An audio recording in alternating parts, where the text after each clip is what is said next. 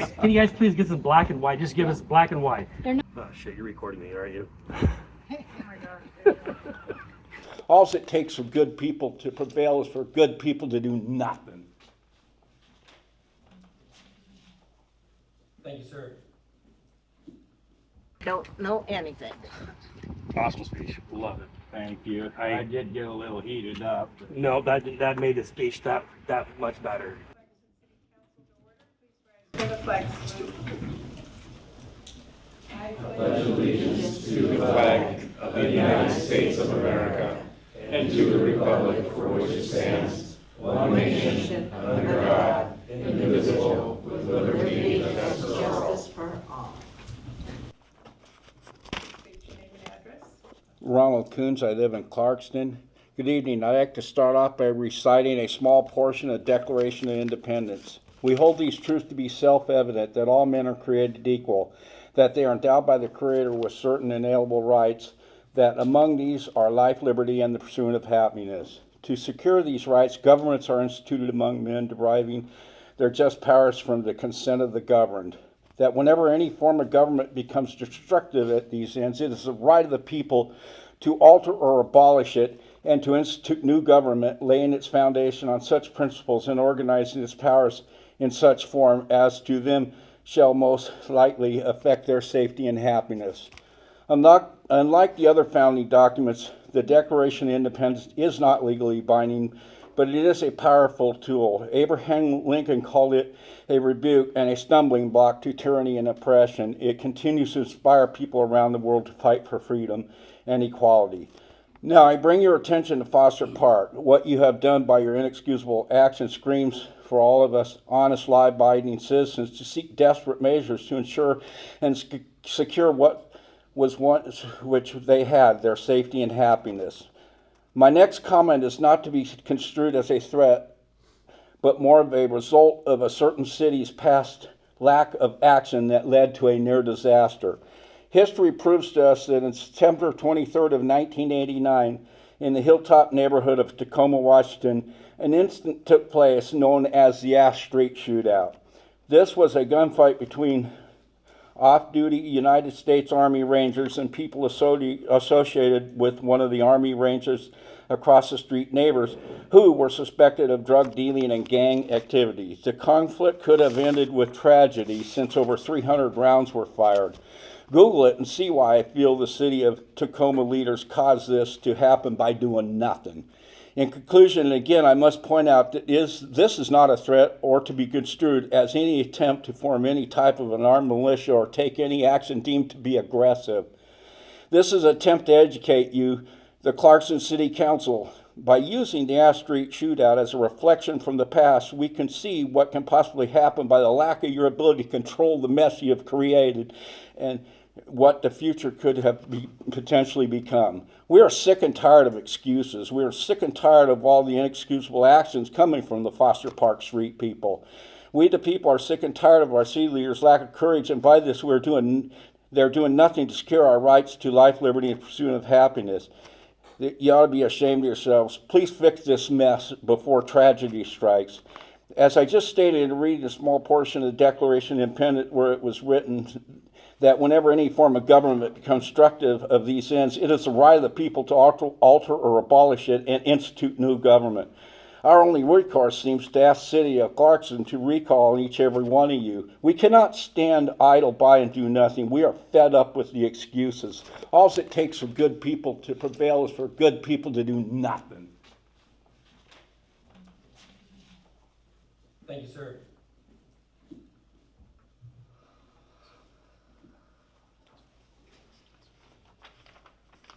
My name is Christine Alexander, and I live in Clarkston here. Most of the people that have taken over the park, Foster Park, at least 80% of them, have made it very clear that this is their park, it's their home. We would like to see their property deeds or their rental agreements, because every one of the neighbors of that park, and indeed every citizen of Clarkston, can produce these documents as proof of where we are living, and they are no better nor more entitled than we are. I know what you're thinking. What is the solution to the problem of the homeless folks in Foster Park?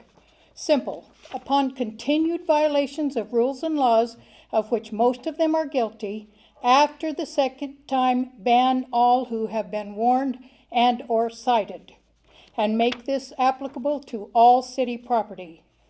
What then, you ask, where will they go? That is not your problem, and it is not my problem.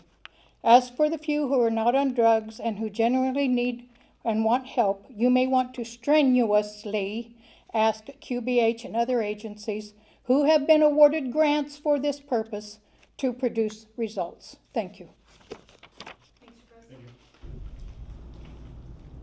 Anybody else for public comment?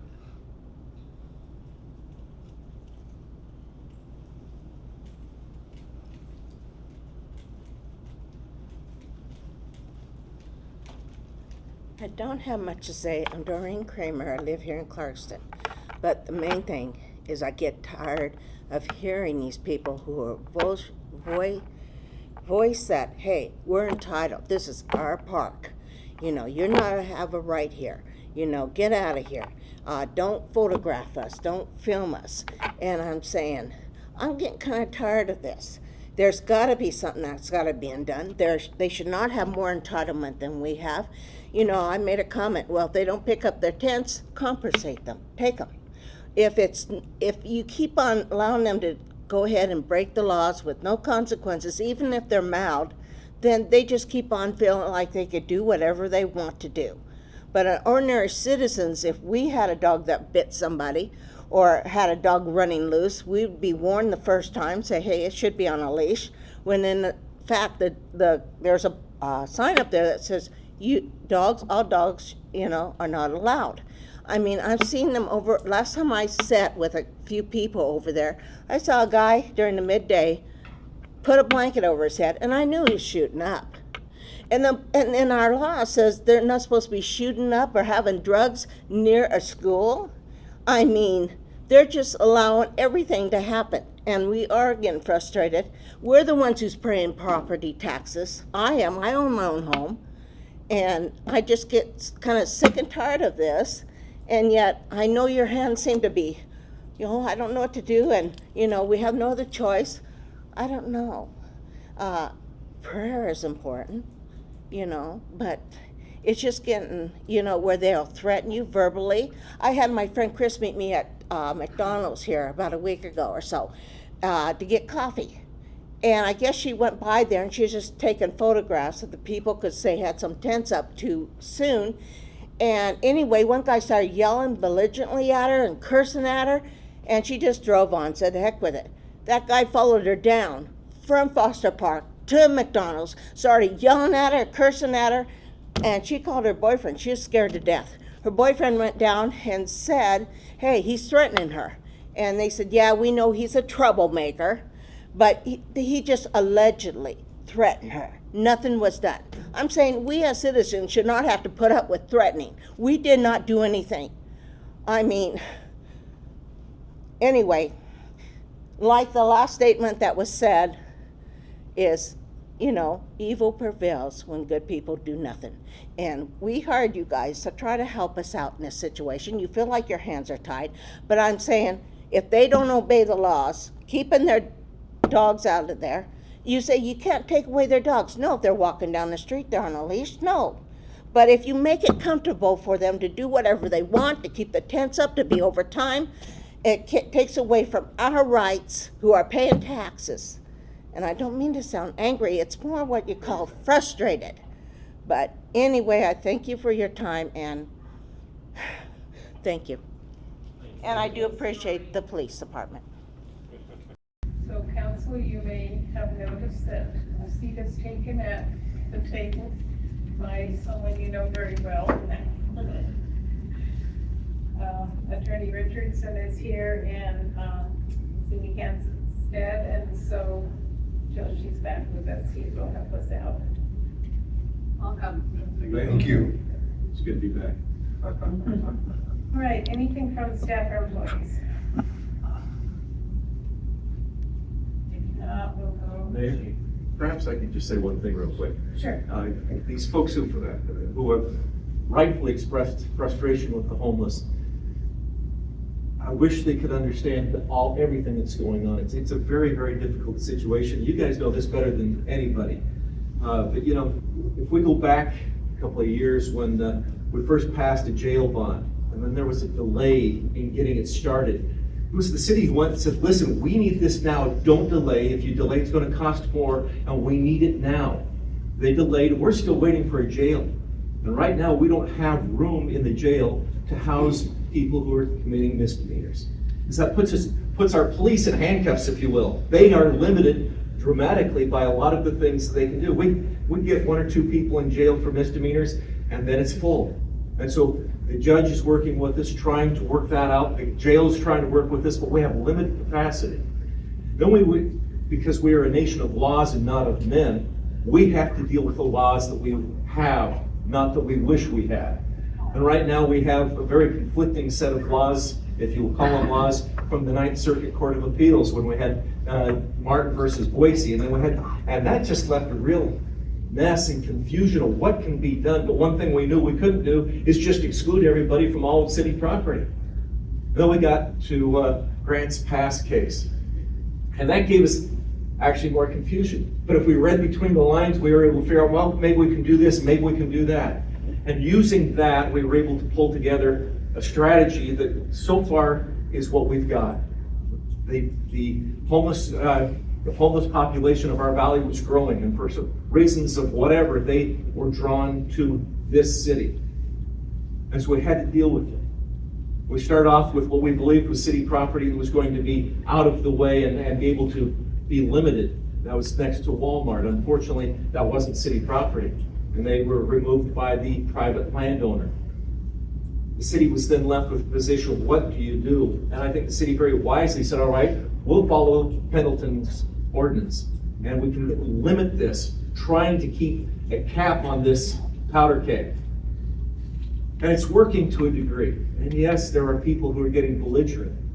Right now, I can tell you, we're a couple days away from hearing from the United States Supreme Court on what is the law going to be, because they have taken the Grants Pass case.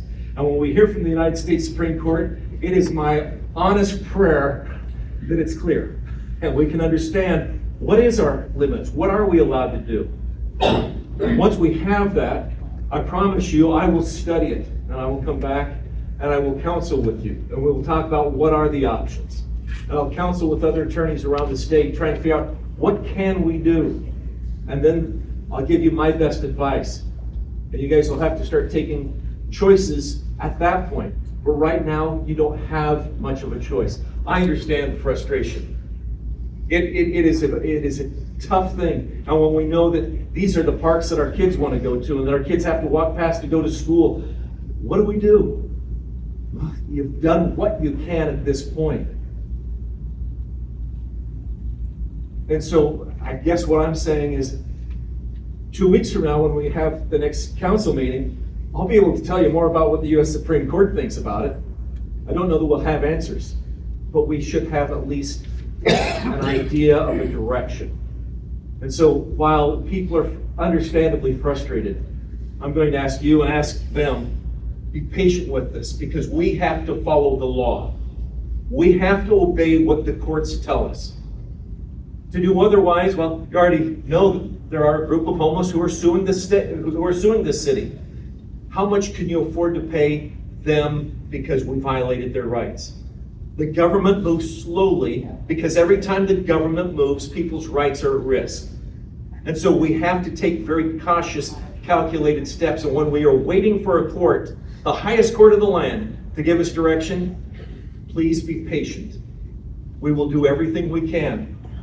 I can tell you from experience, from years with working with these folks, their goal is to protect the city of Clarkston. My goal as the city attorney is to protect the city of Clarkston.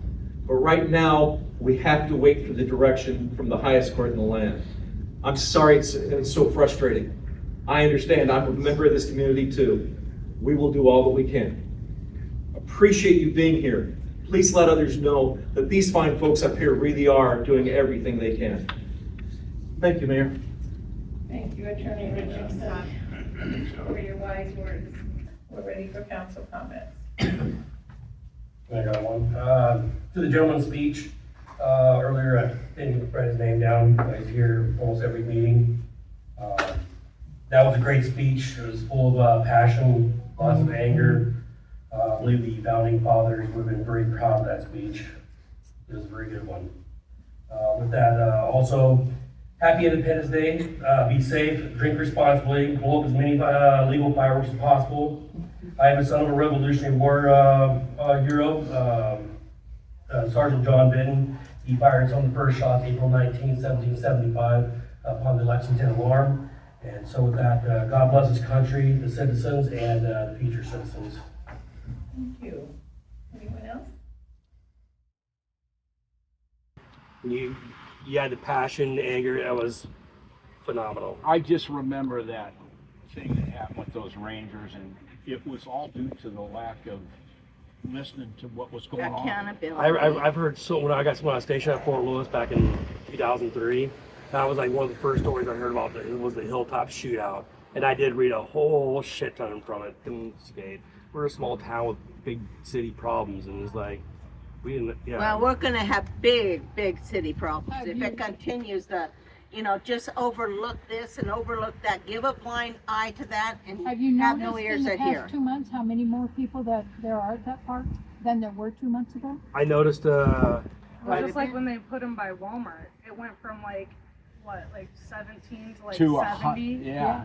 Yeah, it was crazy. Yeah. I would Spitzer's talk a lot more, but language I'm being there. recorded, and I'm already getting. I go off record if you want.